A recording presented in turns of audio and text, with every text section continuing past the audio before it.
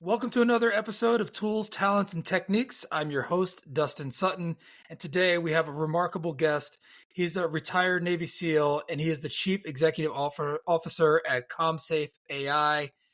Welcome, Mr. Ty Smith. I'm not going to give any more of an intro for that because I just want to let you shine with what you say. So, Ty, welcome to the show. Thank you, brother. That intro was good enough, so thank you. I really appreciate being here. I'm excited to be here and share some traits and knowledge with you today. So let's do it. Yeah. So before we go any further, I want to talk about what you're currently doing. Could you just give a brief introduction yourself about who you are and what you do? Sure. So grew up in East St. Louis, Illinois, right on the Illinois-Missouri border, but on the Illinois side of St. Louis. Graduated high school at 17, didn't really have anything, to go on, but a dream in my back pocket of becoming a Navy SEAL someday. So I joined the military. Fortunately, had a phenomenal career in the Navy for 2 decades. I spent most of that time as an operator in the SEAL teams. I retired in 2016 and was fortunate enough to get into Marshall Business School at USC, where I completed my MBA, rather my MBV, my Master of Business for Veterans degree. And as I was retiring from the SEAL teams and finishing my master's at the same time, I built a technology-enabled security consultancy that was doing fairly well. And then COVID reared its ugly head and showed us that we were going to have to find another way to win. And because that is the lesson that I learned over the last 2 decades in the military, which is we don't quit anything, we simply find another way to get to target and win. That's what we as a team decided to do. And so Vigilance Risk Solutions actually became ComSafe AI, the venture capital backed artificial intelligence company that I'm running now that's headquartered right here in beautiful Southern California. And I've been running ComSafe AI for about the last 4 years. It has been the most difficult thing I've ever done, even more difficult than being a career Navy SEAL, in my opinion. But I'm also very, very grateful when I look back on where I came from, Dustin, where I started in East St. Louis as this poor kid that, didn't think he would ever have anything because I was listening to people tell me that and listening to people tell me I could never go to college and on and on and on. Um, it's a pretty cool story to look back and realize that even if by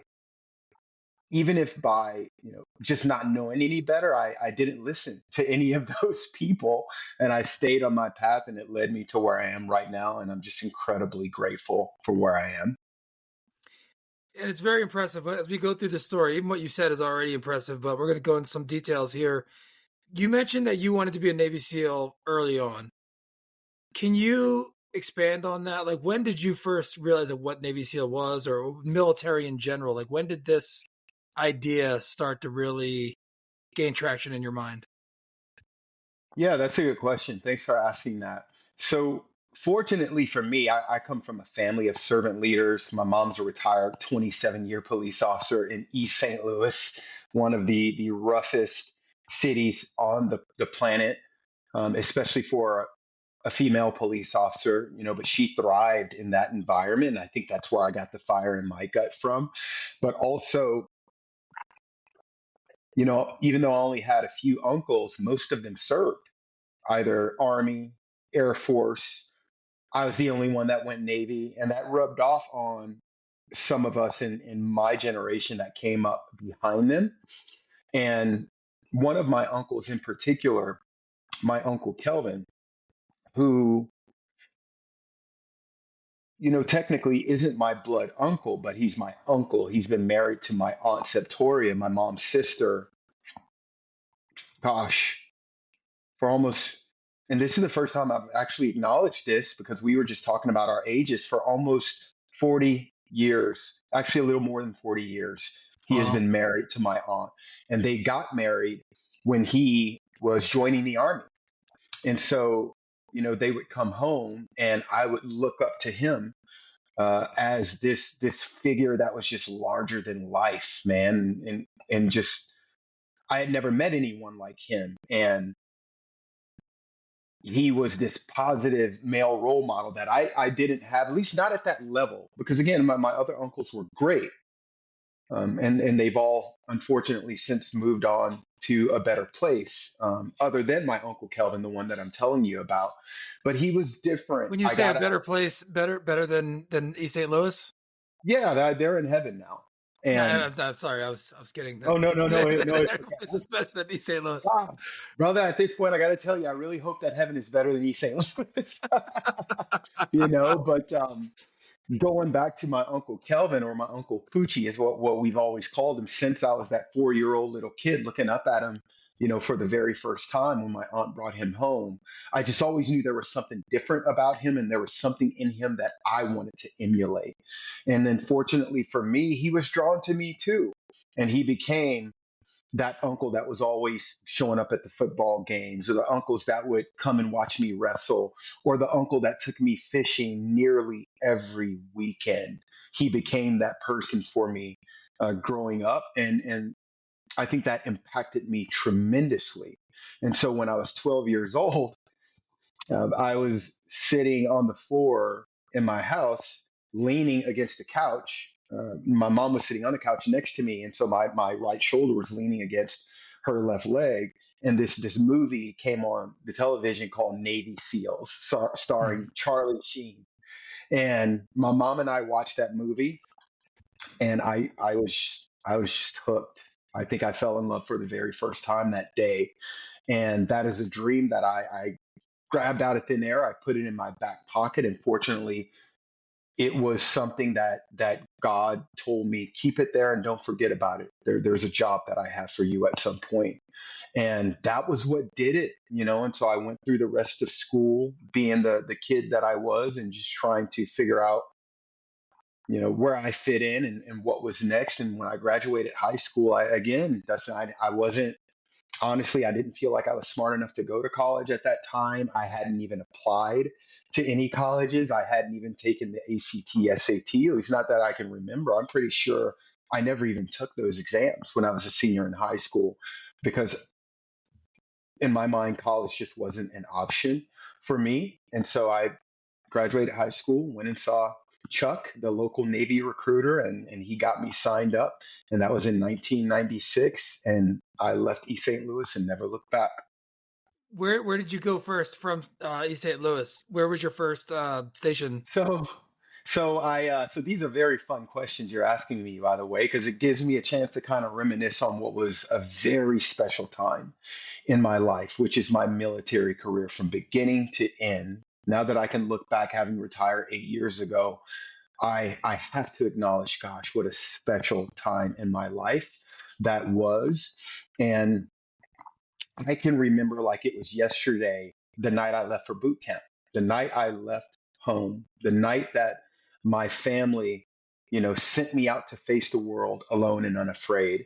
And I remember checking in at MEPS in St. Louis, and I forget what MEPS stands for. It is an acronym, but I forget what it is. It's basically, hey, this is everybody show up here. We're going to do all your paperwork. We're going to process you, and then you're going on a boot camp, whether it be Navy boot camp, Army, Marine Corps, or whatever.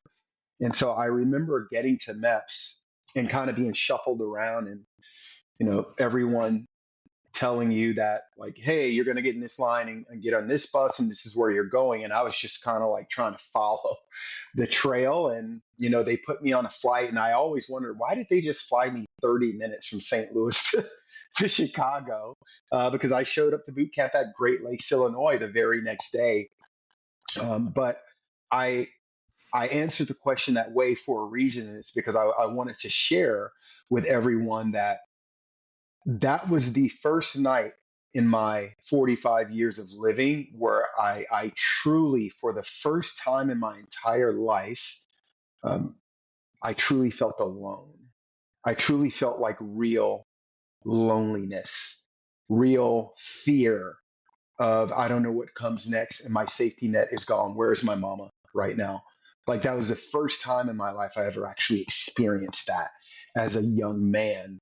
And that question in the back of my head of, oh my gosh, what did I just get myself into? You Yeah. know, but it took about a day, and that was it. That went away. I got settled into my division in boot camp, You know how it is. Like boys generally, they gravitate toward one another, and I had my little clique, and the rest was history. I was ready to go tackle the world. Wow. And so, as far as like the process of being enlisted and towards your goal of becoming a Navy SEAL, how long is that time period? Because it sounds like you're in, like your foot's in the door, you're in the military, you're there, you get over this fear of the unknown, but then what are the next steps to actually realizing your goal of getting on a SEAL team? Yeah, so there was about a 5 year gap between that night in boot camp that we were just reminiscing about and me actually getting into the SEAL teams. And so my first duty station, I mean, I went through like all of my A school, my in the Navy, your job, we call it a rate. Like in the Army, they call it an MOS, which is what some people are used to hearing. But in the Navy, we call it a rate. So you go through all your rate specific training, hopefully, because you don't want to be what we call undesignated, which means that we don't know what we're going to do with you, and so you're just going to go chip paint on a ship until somebody figures it out. So fortunately, I had a rate. I had done at least well enough on the ASVAB, the military's entrance exam, to where I could qualify for a rate, and actually a really decent and a very technical rate. And so they sent me to Pensacola, Florida, to do air crewman candidate school, search and rescue swimmer school, anti-submarine warfare school. And I got down there, and that's just not what I wanted to do. And I wanted to be a SEAL, and I made that very clear that I wanted to be a SEAL, and that's why I joined the Navy. And so I ended up, as this brand new 18-year-old kid in the military. Like I made quite a lot of noise, you know, while I was in training, because I was just trying to explain to people, hey, I'm in the wrong place. Like, y'all don't understand. I am in the wrong place. This isn't where I'm supposed to be. I know that you want me to go through rescue swimmer school first so that you can see if I can actually swim, but this is just a roadblock, an obstacle in the way of me doing what I want to do. Like, okay, you want me to do rescue swimmer school? That's fine. Okay, I'm done with that. I actually graduated number one swimmer in the class. Can I go to SEAL training now? Right. And God works in mysterious ways, and he doesn't make a single mistake. And so I ended up getting what I wanted, in that one of the warrant officers pulled me aside one day and was basically, young man, the Navy's put a bunch of money in training you to do this, but I see you got a dream in front of you, so I'm going to let you go, whether I like it or not. And I wish you the very best of luck. And we're going to send you out into the fleet to see what happens. And, good luck getting the SEAL training. And I ended up going to Sardinia, Italy, as a military police officer. And it was one of the best things to ever happen to me in 45 years. Again, God doesn't make a single mistake. I got to Sardinia, Italy. I was 18 years old. And I remember showing up to Italy, and I wasn't lonely and scared like I was that first night at boot camp, but I was concerned because all of the guys that I'd been running with in the Navy at that point, of course, they all looked like me. They were all African American, and like we were all brand new 18-year-old kids in the military, just trying to figure out life, right? And every one of them had came from, they'd all come from pretty rough places to grow up in too, just like me. And so, honestly, and I'm not saying this pejoratively, I'm actually saying this with empathy. They were just as young and ignorant and dumb as I was. And so, when I got these orders to Sardinia, Italy, all these guys were like, "Oh my gosh, you're going to hate it, and those people are going to hate you. These are the most racist people on the planet. Blah blah blah blah blah. My goodness, you're going to be racing back to the United States." And of course, as an 18-year-old punk kid, I believed those guys. And so, flying into Italy, I was concerned, like, hey, what have I just gotten myself into? But I have to tell you, it was as opposite gets. It was 180 degrees the other direction. It was a dream. It was Mm. amazing. From the first day I landed in the Rome airport, to the very sad day I left 5 years later and approximately 4.5 months after 9/11, because my SEAL training package was approved a week after 9/11. Um, it was it was just a very special time, and I can even remember my last night there, and I didn't sleep because I'd been there for 5 years. I built my life there. Italian had become my second language, kind of in a way my first language, because the whole 5 years I was there, I spoke more Italian than I spoke English. The Navy trusted me, because I had taken the initiative to learn Italian, and I did it because I wanted to. But the Navy rewarded me for that initiative and ended up putting me in a role where I was responsible for being a liaison between the American military police and the Italian kind of they are the highest level of law enforcement in that country. And in the United States military, when you're a military police officer, you have very little jurisdiction outside of the military, very little. But in Italy, the Carabinieri, like, they are law enforcement, and you do what they tell you to do right away, and they do not play around. And so, Mm. fortunately, I got put right in the middle of them, and I was being mentored by American sailors and by Italian sailors, and all of my friends were Italian, and that was really, really cool. And as I started to really embrace the culture and the people embraced me, like, that was the second time that I fell in love in my life. And I didn't want to leave. I was supposed to only be there for 2 years. And then the deal was I could get to SEAL training after doing that 2 year billet in the fleet. But I kept re upping. Give me another year. Give me another year, because I was just having so much fun and my life was so incredible. I was this young, pre 20 years old, African American guy living in Sardinia, Italy, where most people didn't look like me at all. But I felt like I was experiencing for the first time, really, like, they don't care. Like, I came over here really scared and they were gonna, be racist and discriminated against me, but like, that's just not what I'm experiencing. Mm-hmm. These people see me trying to learn their language and they're embracing me for it. And they're treating me like I'm a part of their family. And I felt like I had become a part of the family the 5 years I was there. And I did, to the point where even to this day, when I take my wife and we're excited to take baby Josephine. She's 4 now. There for the very first time. We haven't taken her yet, obviously, because of COVID and all of that stuff, and she's only 4 now. But we're excited to take her there because even my wife is blown away by how people react when I get there, and Mm-hmm. how they talk and how they tell people that haven't met me, like, no, he doesn't look it, but he's Sardinian. He's ours. Like, America can claim him, but he's ours. And it makes me feel very proud in my heart when they do that, because I know that they mean it. And so I was having a blast. I didn't want to leave, to be honest with you, Dustin. Like, my dream was kind of fading away because I was living life and I was having fun. And I was like, hey, you know what? I'm just going to get out of the military. I'm gonna stay in Italy. I've applied to the University of Rome. Like, I'm just gonna build my life here. Well, That's how that much. was gonna be my question. Like, as things are going so well, it's like your dream of being a Navy SEAL. Like, well, this reality is It kind was of better than really my cool. dream could be.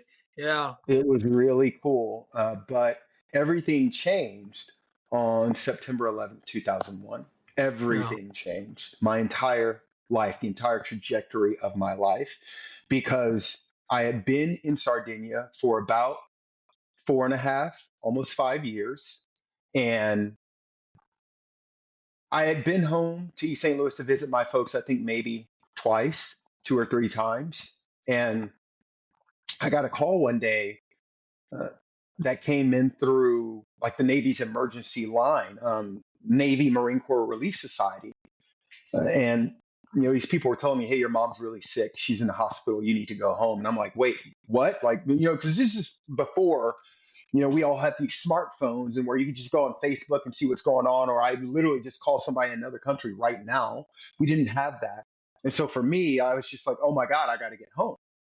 And so fortunately, they were like, nope, we already bought your tickets. Boom, boom, boom. You're leaving tonight. And I was like, wow, thank you. And so I get on this flight and I'm flying from Sardinia, Italy to St. Louis by way of New York City on September 11th, 2000. So about, gosh, if I remember correctly, it was a few hours. I think it was about 3.5, 4 hours into the flight. The pilot comes over the intercom and he announces, "Ladies and gentlemen, we have to down this aircraft immediately. We don't know exactly what's going on, but something is happening in the United States of America and all airspace is being closed." And we were over a small town just outside of London, I think. And this is also, remember, this is during the times, Dustin, where they had those wired mobile phones in the back of the headrest in front of you, and you can pull it out, take your credit card, swipe it, and you could make a Mm-hmm. call. Well, Yep. I was sitting on the port side of the plane, the left side for people that weren't in the military or on a rowing team, and I was in the aisle seat. And so on the starboard side or the right side of the plane, or I'm sorry, port side, left side, starboard side, right side, and in the aisle seat closest to me was an old black lady that was probably two shades blacker than I am. Like she was darker than me. And that is of note because once the pilot finished talking, she pulled out that phone, got her credit card, swiped it, called her husband in New York City, and was like, "Hey, what's going on?" The lady gets off the phone. She doesn't say a word. She hangs the phone up. As she's on the phone, what stood out to me is that this lady, when I sat down, she was about two shades darker than me.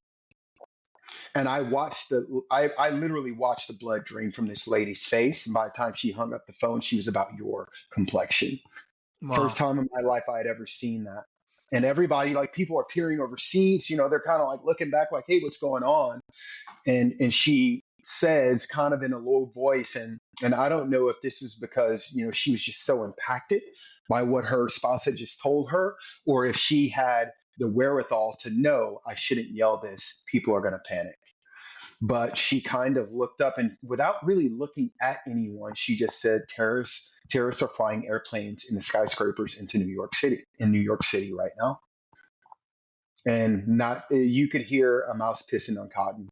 Like people just kind of fell into their seats, just not knowing what to do, what to say.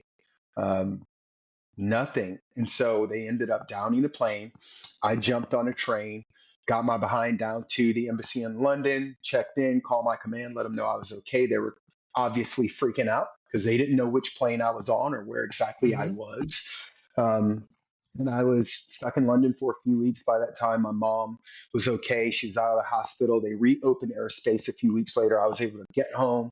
I only stayed for a couple of days because clearly some things were changing.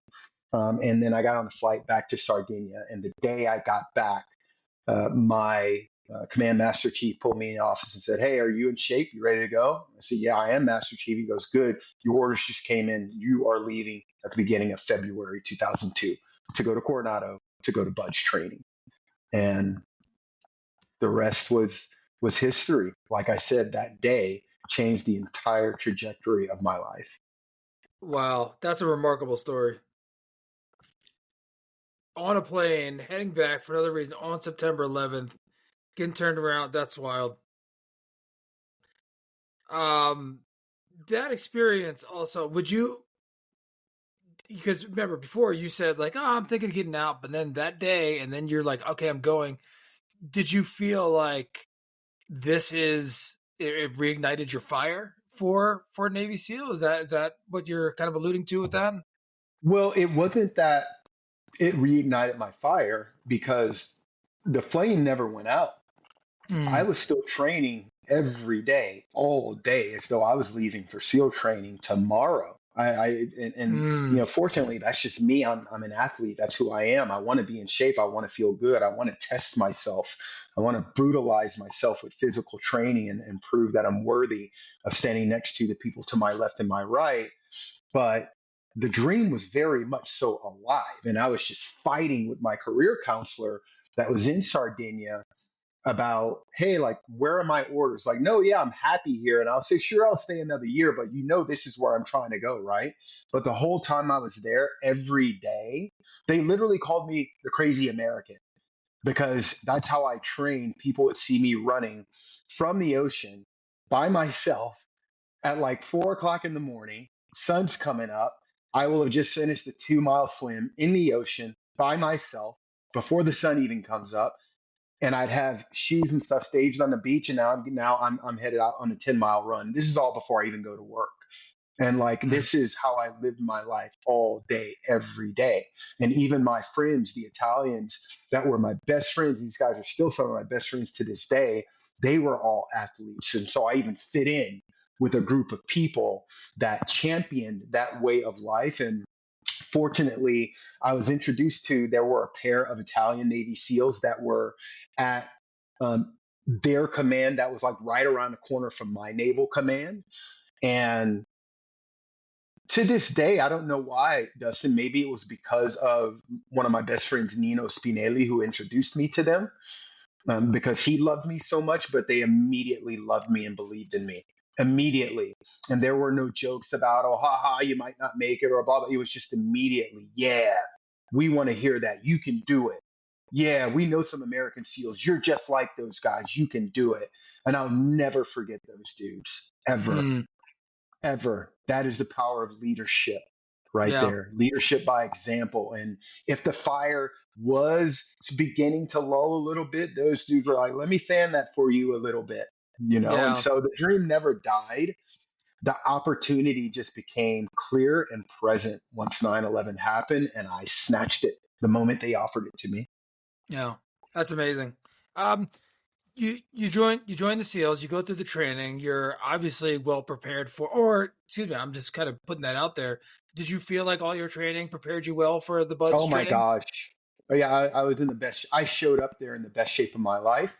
And fortunately, I mean, remember, man, I was swimming 10, 15 miles a week. I was running, gosh, probably anywhere between 50 and 75 miles a week is what I was running. I mean, I was a young man. Nothing hurt. I didn't have any Yeah. injuries to complain about. Like I could just go forever. So no, I was in great shape when I showed up and I was ready.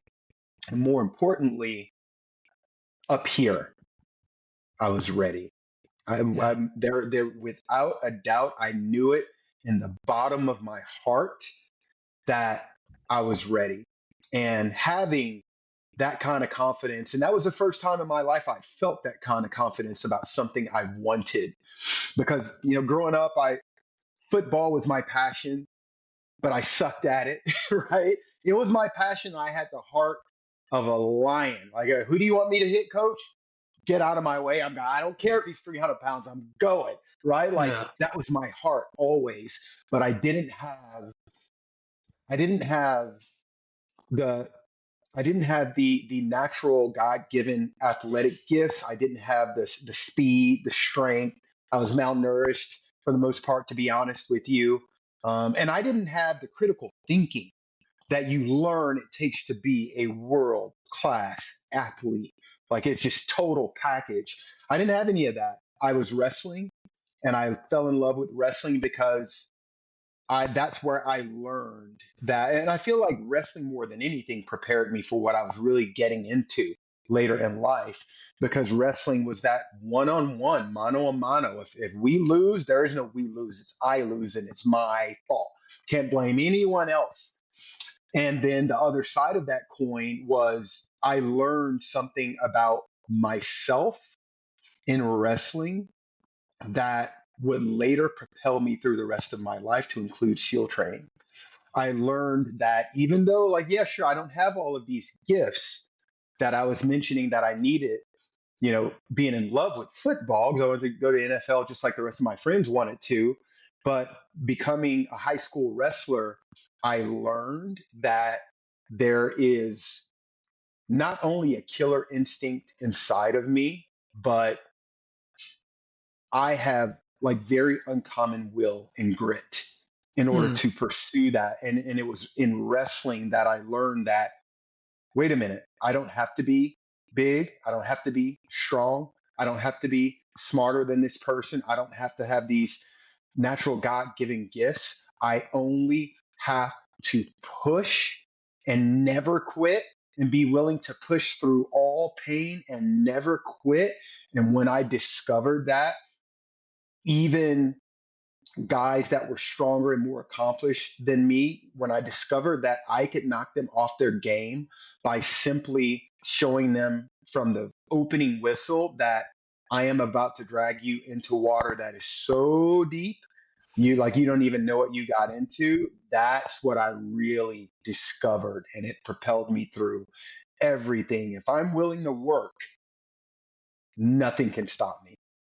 So, I don't want to skip too much right now, but I want to be like, because what you're saying right now and what we talked about before we press record, we're talking about entrepreneurship and we're talking about some of these things that where that is in your life and where you are now. And again, I know I just Right jumped now. over right now, and you're like, okay, this is the goal. This is what I'm doing. And I'm going to use everything that I've experienced, whether it be from wrestling, from swimming, from Navy SEALs, like your life experience and what you're bringing to that. Is that something that, like, how do you feel that? I mean, how do you channel that? Do you have things, because it's called tools, talents, and techniques. Yeah. Do you, I don't know, meditate, journal? Do you run? Like what are the things in your life that you do to keep that channeled? Like exactly Very that good determination. question. Very good question. So I do all of that stuff except running because I can't run anymore, unfortunately, because I've had 5 knee surgeries. I have one fake knee already. I'll probably get another fake knee here over the next several years. And so instead of running, I do other things that give me a very good cardiovascular charge. But one thing that I like to tell my tribe is that, hey, if you become a casualty to stress, you're not going to do yourself and your tribe any good. So balance is incredibly important. And balance is a part of, all these tools I've added to my toolkit over the years, just like, the tool of uncompromising grit and how far it can take you either in this moment or in life. That lesson I learned from wrestling. I've just been putting all these tools in my toolkit and understanding when and where to use them. And I have to go back to that lesson that I learned when I started wrestling because I think it's such a powerful lesson, especially when I consider where I am in my life right now. I feel like I am in a transitional state in my life. I'm 45 years old and I can feel it. I am transitioning from one season to the next. But for the first time in my life, I don't know what that next season looks like. And it's kind of scary because life as an entrepreneur is very volatile and scary, right? And Mm-hmm. I could win and be very well off, or I could lose and go, oh, I got to start over. Who knows? But make no mistake, this is where that lesson comes into play because I learned a very long time ago how you don't have to be the smartest person in the room. You don't have to be the strongest person on the mat or on the playing field. You don't have to have the most cunning. You just have to have the will. And it has to be uncompromising. It has to be defiant. It has to be so overwhelming that against all odds, the world, not just you, the world has no choice but to believe you and that you are going to win. And that was the lesson that I took immediately from wrestling. And it's propelled me through everything that I've done. I don't have to be the biggest, baddest, you know, in effort in the room. But if I have the will to push even through suffering, if I have the will to show up every time, even if it's just to show up to suffer, if I have the will to never stop, I can win. Doesn't Mm-hmm. matter what it is. Doesn't matter what it is. There is nothing that will get in my way because whatever that obstacle is, I assure you it will break and it will be exhausted well before I ever get there. And I learned that all those years ago in wrestling. And the SEAL teams just taught me how to hone that, Dustin. That was all. Yeah. I until this probably past year, like I had never, I probably would have heard what you said and been like, yeah, yeah, yeah. But now I'm like, yeah, Like I've never felt like this before. I have felt like this before. Like I'll give you an example. I have felt that I would rather try and fail than not try. Like that Yes. feeling. And that's a very empowering feeling too. Like I feel compelled to do this. I don't know why, but like I'm gonna try it and give it a shot. But also there's a very laissez-faire attitude towards that. Like if it doesn't work out, it doesn't work out, but I'll give it a shot. I've done that a lot, and we can go into psychology of non-attachment of like why I didn't do that, but Mhm. whatever. There's that. But with the stuff that I'm doing now and how I feel now, it's almost like it doesn't matter what anybody else says or what they try or whatever. Like I'm doing this, and Yes. my whole being feels like this, and it's an undescribable feeling, and I feel like I've been rudderless for many years, and I've had certain levels of success and things. I have a great family. I love my community. I love the things that I do. But as far as that thing, that goal that I'm going towards, like it wasn't clear. It wasn't clear at all. But now that it is, like what you're saying is right in the Yes. sweet spot. It's And we just everything. have to accept, right? We just have to accept that because it's worth it, it's going to be hard. We just have to Mhm. accept it. And I think that hitting the acceptance phase is critical. It's critical. And the best way that I can kind of put this into context is like I don't do you ever do cold water therapy or extreme heat therapy, right? Ice bathing, maybe sitting in a Not sauna. Not regularly, but yes, I Okay. do, and I have. So I've loved them both for a very long time. I just think there's something about pushing yourself. We have to test ourselves. We can't have a testimony without first passing a test. And so there is no secret that you know plenty of hometown heroes and super talented individuals have been defeated on the first day of SEAL training, and not by the instructors but by the cold water. I don't care Mm, who you are, that is just prepare yourself. Right? The cold mm, water sucks. No matter who you are, you never get used to it. But something that I've learned, especially later in life, as I do cold exposure. I did it twice yesterday, and I was talking myself through this both rounds yesterday.